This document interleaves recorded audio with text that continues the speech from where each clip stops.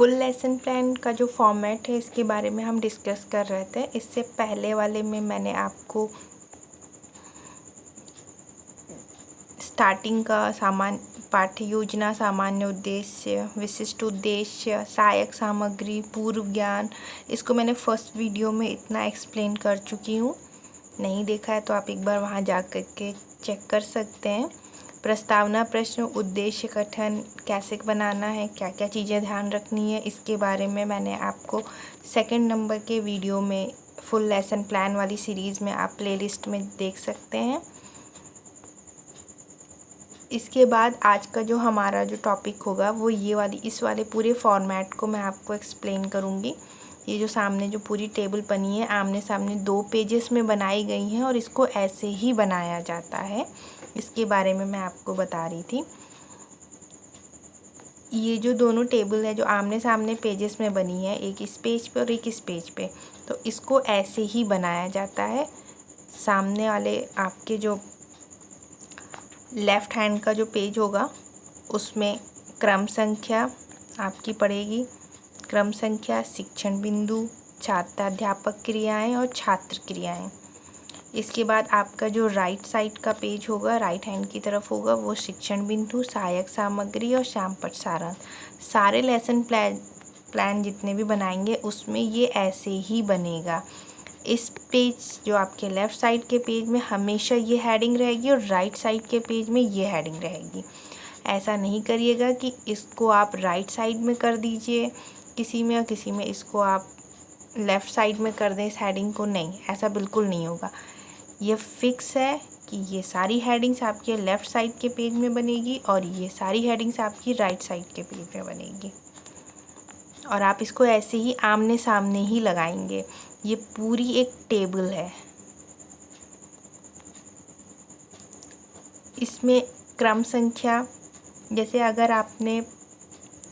आपका कोई शिक्षण बिंदु है, यहाँ पे शिक्षण बिंदु है जल के परिवहन के प्रकार, तो ये टीचर का एक टॉपिक है, यहाँ से उसने स्टार्ट किया इसका शिक्षण बिंदु कि आज उसको अपने टॉपिक्स में ये उसके शिक्षण बिंदु है, इसको पढ़ाना है।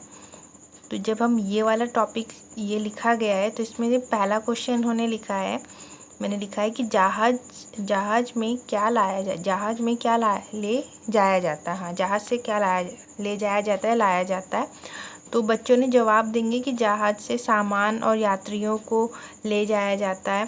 तो इसमें जो पहला क्वेश्चन आप देखोगे मैंने बहुत ही इजी रखा है और उनके डेली बेस के एग्जाम्पल पे रखा हुआ है। आपको भी यही करना है। फर्स्ट क्वेश्चन अपने टॉपिक से रिलेटेड एकदम इजी रखना है जिसका आंसर बच्चे दे सकें, क्योंकि अगर आप जहाज परिवहन के प्रकार समझाने जा रहे हैं तो आपका फर्स्ट क्वेश्चन का आंसर बच्चे दे पाएँ ऐसा क्वेश्चन आपको बनाना है। तो आपकी जो क्वेश्चन का आंसर बच्चों ने दे दिया तो ये आपकी कौन सी विधि होगी, है प्रश्नोत्तर विधि। अब इस क्वेश्चन का आंसर यहाँ लिखा और इसी के सामने आप प्रश्नोत्तर विधि लिखेंगे। देखिए ऊपर के जैसे आपने हेडिंग्स लिखी तो एक लाइन मैंने इसमें छोड़ी है तो इसमें भी एक लाइन छोड़ी है। उसके बाद उत्तर लिखा तो यहाँ प्रश्नोत्तर विधि लिखी है। आपको बिल्कुल ऐसे ही इसको बनाना है। ऐसा नहीं है कि प्रश्नोत्तर विधि आप 3-4 लाइन छोड़ करके यहाँ पे लिख रहे हैं, नहीं, जैसी ऊपर एक लाइन छोड़ी है वैसी यहाँ पे भी एक लाइन छोड़ करके मैंने लिखा प्रश्नोत्तर विधि। ये छोटी छोटी चीज़ें होती हैं जो एग्ज़ामिनर आपका देखता है लेसन प्लान की फ़ाइल बनाते वक्त, तो इस चीज़ का ध्यान रखें। तो ये प्रश्नोत्तर, आपने बच्चे से प्रश्न पूछा, बच्चे ने उत्तर दे दिया, प्रश्नोत्तर विधि यही होती है।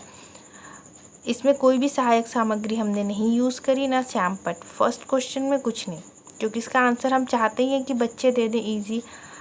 अब हमने जो हमारा शिक्षण बिंदु था जल परिवहन के प्रकार, इससे रिलेटेड यहाँ पे क्वेश्चंस पूछ लिया। तो जब हमने ये क्वेश्चन पूछा मैंने बच्चों से कि जल परिवहन कितने प्रकार के होते हैं, बच्चों के पास ये जवाब तो था कि जहाज़ से क्या ले जाते हैं, लेकिन जहाज़ तो पानी में चलता है और ये कितने प्रकार के होते हैं जल परिवहन, इसका जवाब बच्चों के पास नहीं रहेगा।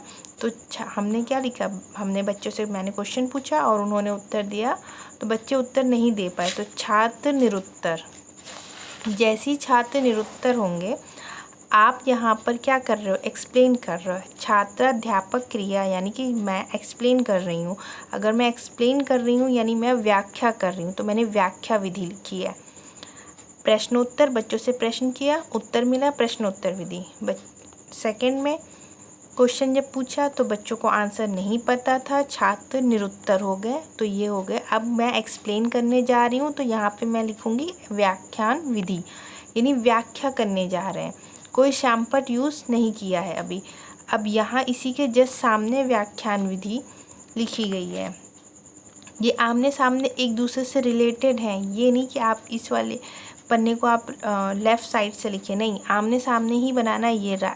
ये लेफ़्ट साइड में पेज होगा, ये सारे हेडिंग्स लेफ़्ट साइड के पेज में होंगी, तो ये सब कुछ राइट साइड के पेज में ही होगा। स्पष्टीकरण, अब टीचर इस चीज़ को एक्सप्लेन कर रहा है, यानी मैंने जब लेसन प्लान पढ़ाया था तो मैंने सब चीज़ें एक्सप्लेन की, तो इसमें जो जो चीज़ें मैं एक्सप्लेन कर रही हूँ उसको जब अपनी आवश्यकता अनुसार जो जो इम्पॉर्टेंट पॉइंट्स हैं वो मैंने लिखे हैं। यहाँ पे मेंशन कर रहे हैं आप कॉपी में कि आप शैम्पट सारांश में ये चीज़ लिखोगे, यानी कि आप जब स्कूल के ब्लैक बोर्ड में लिखोगे तो आप स्कूल के ब्लैक बोर्ड में इतना सब उतारोगे। जल परिवहन 2 प्रकार के होते हैं, आंतरिक जल परिवहन और जहाजरानी परिवहन। ये 2 हेडिंग्स, ये 2 चीज़ें जितना इसमें लिखा हुआ है ये सेम टू सेम आप स्कूल के ब्लैक बोर्ड में भी लिखोगे। इसको जब हम एक्सप्लेन करेंगे, एक्सप्लेन करते समय हम ये चार्ट भी चिपकाएंगे साइड में। आपके जब ब्लैक बोर्ड की तरफ खड़े होंगे, ब्लैक बोर्ड की तरफ मुँह करके खड़े होंगे, तो आपका जो राइट साइड होगा उस पे ये हमेशा चिपकाया जाएगा। कई लोग चार्ट पेपर्स को ब्लैक बोर्ड की दीवार पे राइट साइड में नहीं चिपकाते हैं, लेफ़्ट साइड में चिपकाते हैं, जो कि गलत होता है। हमेशा राइट साइड में ही चिपकाया जाता है। इन सब को हम ब्लैक बोर्ड पे भी नोट करेंगे। अगर हमने अपनी कॉपी के शैम्पट सारांश में इसको लिखा है तो ब्लैक बोर्ड पे भी इसको लिखेंगे। ये हमारा हो गया फर्स्ट शिक्षण बिंदु। सेकंड शिक्षण बिंदु, इतना सब इसमें एक्सप्लेन किया, जहाजरानी परिवहन क्या होता है, ये सब एक्सप्लेन करने के बाद सेकंड पॉइंट पे आएंगे हमारा। तो ये हमारा सेकंड है क्रम संख्या, जल परिवहन के लाभ। इसमें भी सेम वही चीज़ करेंगे। फर्स्ट क्वेश्चन पूछेंगे, बच्चे फर्स्ट क्वेश्चन का आंसर्स देंगे। जैसे इसमें दिया है जहाज के मार्ग को क्या कहते हैं, तो बच्चों ने आंसर दे दिया, जहाज के मार्ग को जल परिवहन कहते हैं। बच्चे से क्वेश्चन पूछा, बच्चे ने आंसर दिया, तो प्रश्नोत्तर विधि हो गई। उसके बाद नेक्स्ट क्वेश्चन हमारा एक्सप्लेन वाला होगा। तो हमने यहाँ पे हमारा जो शिक्षण बिंदु है, इसमें कई लोग शिक्षण बिंदु जैसे जल लिख लेते हैं, नहीं, आपके जो शिक्षण बिंदु में जो हेडिंग आपने लिखी है, जैसे मैंने यहाँ पे लिखा था कि जल परिवहन के लाभ, तो यही शिक्षण बिंदु हमारा क्वेश्चन होता है। ये चीज़ ज़रूर आपकी मैच होनी चाहिए। ये जल परिवहन के लाभ, जल परिवहन से क्या लाभ है, तो ये हमारा शिक्षण बिंदु हमारे क्वेश्चन से मैच हो रहा है।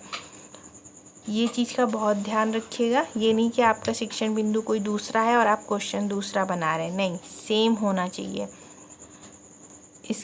जब हमने बच्चों से क्वेश्चन पूछा, बच्चों ने आंसर नहीं दिया, अब यहाँ पे एक्सप्लेन कर रहे हैं, तो ये व्याख्यान विधि हो गई है।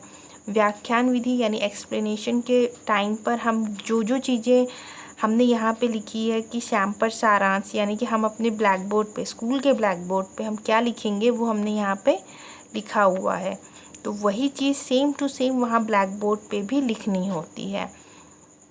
ये सारे पॉइंट्स हम same to same black board पर लिखेंगे।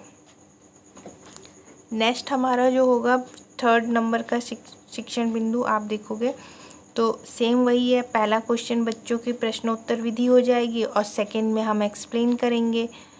देखिए सेकंड में हमने एक्सप्लेन किया है, व्याख्यान विधि हो गई है सेकंड क्वेश्चन। छात्र सेकंड नंबर में निरुत्तर हो गए क्वेश्चन में, तो हमने एक्सप्लेन किया, तो व्याख्यान विधि हो गई है। और इसमें शैम्पट सारांश में हमने एक्सप्लेन किया है। शिक्षण बिंदु में जो मेरा टॉपिक था कि जल परिवहन की सीमाएं, आप देखोगे सीमाएं लिखा है, तो यहाँ पे इसी से रिलेटेड क्वेश्चन भी बना है कि जल परिवहन की क्या सीमाएं हैं, उसी को एक्सप्लेन किया गया। एक्सप्लेनेशन में जो भी इम्पोर्टेंट लाइंस हैं वो मैंने शैम्पट सारांश में लिखा है, और यही शैम्पट सारांश वहाँ स्कूल के ब्लैक बोर्ड में भी मेंशन किया जाएगा। इतना करने के बाद जो हमारी नेक्स्ट हेडिंग्स होंगी वो ये वाली होंगी। इसको मैं आपको नेक्स्ट वीडियो में बताऊंगी इसके बारे में कि ये क्या चीज़ होती हैं। ठीक है, तो इस वीडियो में आपको कोई भी समस्या हुई होगी इस टॉपिक से रिलेटेड कि शिक्षण बिंदु और ये आमने सामने कैसे होते हैं, कि कोई भी प्रॉब्लम्स होंगी किसी भी तरह की, तो आप कमेंट सेक्शन में लिख करके पूछ सकते हैं। नेक्स्ट उसमें मैं आपको इसको एक्सप्लेन कर दूँगी।